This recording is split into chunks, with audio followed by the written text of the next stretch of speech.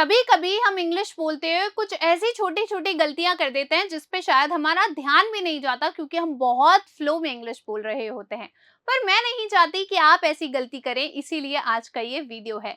Hello everyone, मेरा नाम है अर्पिता शर्मा और हम सीख रहे हैं बेसिक कम्युनिकेशन इन इंग्लिश। आज इस वीडियो में हम सीखेंगे कुछ ऐसी कॉमन मिस्टेक्स जो आप इंग्लिश बोलते हुए करते हैं। इसे हम बहुत ही आसान तरीके से सीखेंगे। सबसे पहले हम एक वाक्य लेंगे, उसमें गलती ढूंढेंगे और फिर उसे करेक्ट करेंगे, यानी कि सही करेंगे। तो आइए सबसे पहला वाक्य देखते हैं। When I will come, I will tell you। जब मैं आऊंगा तो मैं बताऊंगा। जब मैं आऊंगा तो मैं बताऊंगा। अब आप सोचेंगे हिंदी पढ़कर कि यहाँ गा है और यहाँ पे भी गा है, और जब हमने टेंस पढ़े होंगे आप लोगों ने, तो आपने पढ़ा होगा कि किसी भी वाक्य के हिंदी अनुवाद में अगर गा गी के आता है तो वहां पे कौन सा टेंस आता है? फ्यूचर टेंस आता है, फ्यूचर सिंपल टेंस आता है। तो यहाँ तो इस रूल के हिसाब से तो ये बिल्कुल सही है, लेकिन ऐसा नहीं है। एक बात ध्यान रखिए, जब भी किसी सेंटेंस के अंदर दो क्लॉज होते हैं जिसका रिजल्ट दूसरी क्लॉज पर डिपेंड करता है, तो जो पहली सबऑर्डिनेट क्लॉज होती है वो कौन से टेंस में बनती है? वो बनती है आपके प्रेजेंट सिंपल टेंस में। ठीक है, जो भी आपकी सबऑर्डिनेट क्लॉज होती है, जो इसका रिजल्ट किसी दूसरी क्लॉज मेन क्लॉज पर डिपेंड करता है, तो वो बनती है आपकी प्रेजेंट सिंपल में, और आपकी मेन क्लॉज रहती है फ्यूचर सिंपल में। तो यहाँ पर आपको समझ आ गया कि हमें जो हमारी सबऑर्डिनेट क्लॉज है उसको किस में चेंज करना है? प्रेजेंट सिंपल में चेंज करना है। और ये तो प्रेजेंट सिंपल नहीं है, तो हम क्या करेंगे? इसे प्रेजेंट सिंपल में चेंज करेंगे और उसके बाद ये बनेगा When I come, I will tell you। जब मैं आऊंगा तो मैं बताऊंगा। आगे चलते हैं, हमारा अगला सेंटेंस है You and me will play football। आप और मैं फुटबॉल खेलेंगे। आप और मैं फुटबॉल खेलेंगे। अब इसके अंदर क्या दिक्कत है? देखिए, You and me यहाँ पे किसका काम कर रहे हैं? यहाँ पे कर्ता का काम कर रहे हैं, यानी कि सब्जेक्ट का काम कर रहे हैं। ठीक है, अब आपने जब सब्जेक्ट की लिस्ट पढ़ी थी तो उसमें मी नहीं होता, उसमें क्या होता है? वी होता है, दे होता है, यू होता है और आई होता है। क्या होता है? आई होता है। तो यहाँ पे हमें किसकी फॉर्म लगानी है? सब्जेक्टिव फॉर्म लगानी है। और मी तो क्या है? मी तो यहाँ पे ऑब्जेक्टिव फॉर्म है, यानी कि कारक के रूप में आता है, कर्ता के रूप में नहीं। तो अभी हमें इसे क्या करना पड़ेगा? अभी हमें इसे सब्जेक्टिव रूप में चेंज करना पड़ेगा, जिसे हम कैसे करेंगे? You and I will play football. आप और मैं फुटबॉल खेलेंगे। इसे आप एक और तरीके से याद रख सकते हैं, जब भी हमें मैं शब्द का इस्तेमाल कर्ता के रूप में करना हो तो हमेशा आई का प्रयोग कीजिए। किसका प्रयोग कीजिए? आई का प्रयोग कीजिए। ठीक है, इसे सिंपल लैंग्वेज में ऐसे याद रखिए। या फिर आप ऐसे भी याद रख सकते हैं कि किसी भी सेंटेंस के शुरुआत में अगर आपको मैं शब्द बोलना हो तो क्या आएगा? आई आएगा, ना कि मी आएगा। आगे चलते हैं, अगला देखिए। He does not like you and I। वह आपको और मुझे पसंद नहीं करता। अब आप सोचेंगे कि इसमें क्या दिक्कत है? बिल्कुल सही तो है सब कुछ। यहाँ पे यू एंड आई भी हम पढ़कर आए कि यू एंड आई होता है, यू एंड मी नहीं होता। लेकिन यहाँ पर ये गलत है। क्यों गलत है? क्योंकि मैंने आपको बोला था कि याद रखना, जब सेंटेंस के स्टार्टिंग में आता है वहां आई होता है, और मी जब आएगा तो मी क्या हो जाएगा? आपका ऑब्जेक्ट हो जाएगा। और यहाँ पे क्या हो रहा है? एकदम अंत में आ रहा है वाक्य के, तो यहाँ पे ये क्या बन गया? ऑब्जेक्ट बन गया। क्या बन गया? ऑब्जेक्ट बन गया। और आई तो सब्जेक्ट होता है, तो यहाँ पे हमें इसको किस में बदलना पड़ेगा? ऑब्जेक्ट में बदलना पड़ेगा। तो यहाँ पे ये कैसे हो जाएगा? He does not like you and me. वह आपको और मुझे पसंद नहीं करता। इसे और सिंपल लैंग्वेज में याद रखिए, अगर वाक्य के शुरुआत में आपको मैं शब्द का यूज करना है, ठीक है, स्टार्ट में यूज करना है, तो आप आई शब्द का यूज करेंगे, और अगर एंड में आप कर रहे हैं तो आप मी का यूज करेंगे। इसे आप ऐसे याद रख सकते हैं। ठीक है, आगे चलते हैं, अगला देखिए। Gauri and Radha is good. Gauri और राधा अच्छी हैं। गौरी और राधा अच्छी है। अब यहाँ पर देखिए, हम गौरी और राधा दो लोगों की बात कर रहे हैं। इस एंड का मतलब होता है और, यानी कि दो लोग। ठीक है, दो चीजें।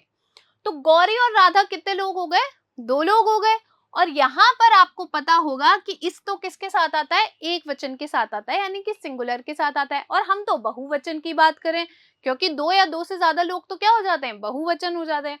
तो यहाँ पे हमें हेल्पिंग वर्ब भी कौन सी लेनी पड़ेगी, बहुवचन लेनी पड़ेगी। कैसे होएगा, Gauri and Radha is good नहीं होगा, बल्कि क्या होगा, Gauri and Radha are good, क्योंकि यहाँ पे दो जनों की बात हो रही है, बहुवचन की बात हो रही है, तो हेल्पिंग वर्ब भी कौन सी आएगी, बहुवचन वाली आएगी। आगे चलते हैं, अगला देखिए, आई नीड सम इंफॉर्मेशन, मुझे कुछ जानकारी चाहिए। अब आप सोचेंगे कि यहाँ पर इंफॉर्मेशन लिखा हुआ है और यहाँ पर जानकारी लिखा हुआ है, ये तो गलत हो गया, क्योंकि इंफॉर्मेशन है तो यहाँ पर क्या होना चाहिए, जानकारियां होना चाहिए, ना कि जानकारी। तो यहाँ पर हिंदी सही है और इंग्लिश गलत है। देखिए कैसे, जब भी आप इंफॉर्मेशन की बात करते हैं तो क्या आप ऐसा बोलते हैं कि आज मुझे इतनी इंफॉर्मेशन दे दो, कल इतनी दे देना और परसों इतनी दे देना, आप ऐसा नहीं बोलते हैं, है ना। आप क्या बोलते हैं कि मुझे कुछ जानकारी दे दो, ऐसे ही तो बोलते हैं, जानकारियां तो नहीं बोलते हैं। ठीक है, तो एक बात ध्यान रखिएगा, जो इंफॉर्मेशन वर्ड है ना, वो अपने आप में ही बहुवचन है। क्या है, अपने आप में ही बहुवचन है, इसको एस की जरूरत नहीं है। क्या नहीं है, एस की जरूरत नहीं है।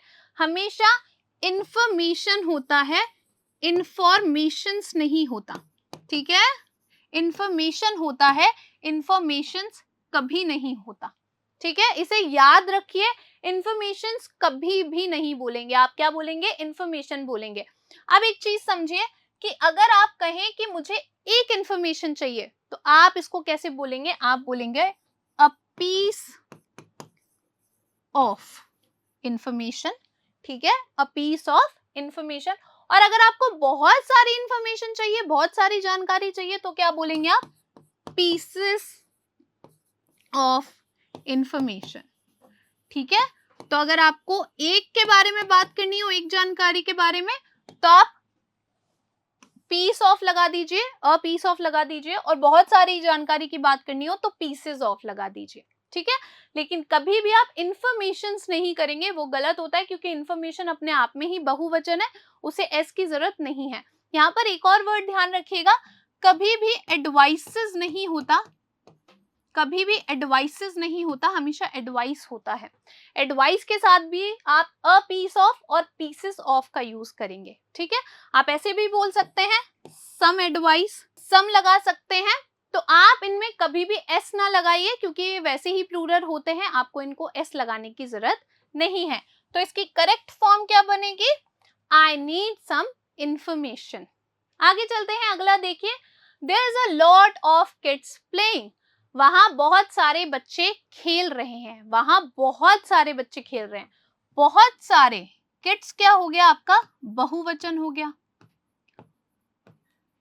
अब जब हमने गौरी और राधा की बात की थी, तो मैंने आपसे बोला था वो बहुवचन है, तो हेल्पिंग वर्ब भी कौन सी लेगा, बहुवचन वाली लेगा। और यहाँ पे जो देयर है और उसके बाद जो एस लगा है, इसका मतलब होता है देयर इज। क्या होता है, देयर इज। तो यहाँ पर इज नहीं आ सकता, क्योंकि हम बहुवचन की बात कर रहे हैं, बहुत सारे बच्चों की बात करें, तो यहाँ पे क्या होना चाहिए, there are a lot of kids playing. यहाँ पर आर आएगा, ना कि इस, क्योंकि इस क्या है, इस सिंगुलर के लिए होता है, और यहाँ पे बहुवचन है, क्योंकि बहुत सारे बच्चों की बात करें, तो यहाँ पर आप आर बोलेंगे। ठीक है, आगे चलते हैं, अगला देखिए, this shirt is too loose, it does not fit. यह शर्ट बहुत ढीली है, फिट नहीं आती। ये शर्ट बहुत ढीली है, फिट नहीं आती। This shirt is too loose, it does not fit. यहाँ पर क्या गलत है, देखिए यहाँ पर एक गलती है। ये जो लूज है ना, इसका मतलब होता है खोना। क्या मतलब होता है, खोना। और हमें किसके बारे में पढ़ना है, हमें बात करनी है ढीली के बारे में। किसके बारे में बात करनी है, ढीली के बारे में। तो ढीली के लिए वर्ड होता है LOOSE, लूज। क्या वर्ड होता है, लूज। और खोने के लिए होता है LOSE, लूज। क्या होता है, LOSE, लूज। ठीक है, तो यहाँ पर ये जो वर्ड है ये गलत है, क्योंकि यहाँ पर इसका मतलब है खोना, और हम बात कर रहे हैं ढीली की। तो इसका करेक्ट फॉर्म क्या होगा, इसका करेक्ट फॉर्म होगा, this shirt is too loose, it does not fit. It does not fit. आगे चलते हैं, आपको एक और एग्जांपल से समझ में आएगा। देखिए, do not lose your phone while travelling. यात्रा के दौरान अपना फोन न खोएं। यात्रा के दौरान अपना फोन ना खोएं। अब मैंने आपको बोला था खोने के लिए हम कौन से वर्ड का यूज करते हैं? इसका यूज करते हैं? नहीं। इसका मतलब तो क्या होता है? ढीला। क्या मतलब होता है? ढीला। और खोने के लिए हम कौन से वर्ड का यूज करते हैं? खोने के लिए हम वर्ड का यूज करते हैं लूज। तो यहाँ पर ये गलत है। इसका करेक्ट फॉर्म क्या होगा? Do not lose your phone while travelling. While travelling. अब ये दोनों वर्ड प्रोनाउंस करने में भी बिल्कुल एक जैसे ही हैं, बोलने में भी बिल्कुल एक जैसे ही हैं, सिर्फ किसका फर्क है? एक एक्स्ट्रा ओ का फर्क है। तो इससे आप ऐसे ध्यान रख सकते हैं कि ये जो होता है इसे आप क्या बोलते हैं? लूज बोलते हैं, लूज। और इसे आप बोलते हैं लूज। क्या बोलते हैं? एक में आता है लूज और एक में आता है लूज। ठीक है, तो आप ऐसे ध्यान रख सकते हैं। लेकिन आप बहुत फ्लो में बोलते हैं, जब हम फास्ट बोलते हैं तो दोनों का ही प्रोनाउंसिएशन सेम ही होता है। अगर आप इसको वाइस वर्सा भी कर दें तो भी वो गलत नहीं होगा। बस आप वर्ड ध्यान रखिए कि अगर डबल ओ है तो इसका मतलब ढीली है और सिंगल ओ है इसका मतलब खोना है। आगे चलते हैं, अगला देखिए। What did he tell to you? उसने तुमसे क्या कहा? उसने तुमसे क्या कहा? अब यहाँ पर आया है टेल। तो क्या टेल के साथ टू प्रपोजिशन आती है? इस बात को ध्यान रखिए, टेल के साथ टू नहीं आता। टेल के साथ कभी भी टू नहीं आता। एक बहुत सिंपल सी टिप याद रखिए कि टेल के साथ आप कभी भी टू का यूज नहीं करेंगे। ठीक है, तो इसका करेक्ट फॉर्म क्या होगा? What did he tell you? What did he tell you? अब यहाँ पर उसने तुम्हें क्या बताया या उसने तुमसे क्या कहा, दोनों ही हिंदी अनुवाद बिल्कुल सही है। आगे चलते हैं, अगला देखिए। What did he say you? उसने आपसे क्या कहा? उसने आपसे क्या कहा? मैंने आपको पीछे बोला था कि टेल के साथ में कभी भी टू नहीं आता। क्या नहीं आता? टू कभी भी नहीं आता। लेकिन एक बात ध्यान रखिएगा, से के साथ हमेशा टू आता है। ठीक है, टेल के साथ टू नहीं आता और से के साथ जनरल कन्वर्सेशन में हमेशा टू आता है। तो इसका करेक्ट फॉर्म क्या होगा? What did he say to you? What did he say to you? उसने आपसे क्या कहा? आगे चलते हैं, अगला देखिए। I met a people at the event. मैं कार्यक्रम में लोगों से मिला। अब यहाँ पे लोगों से है, यानी कि बहुत सारे लोगों से। पीपल का मतलब होता है बहुवचन है पीपल, यानी कि बहुत सारे लोग। और ए का मतलब होता है एक। तो एक भी और बहुत सारे भी ये साथ में कैसे आ सकते हैं? ये तो साथ में नहीं आ सकते। देखिए, जब आपको किसी एक व्यक्ति की बात करनी हो तो आप वर्ड यूज करेंगे पर्सन। कौन सा वर्ड यूज करेंगे? पर्सन। तो इसके आगे आप लगा सकते हैं ए। ठीक है, इससे पहले आप क्या लगा सकते हैं? ए या अ लगा सकते हैं।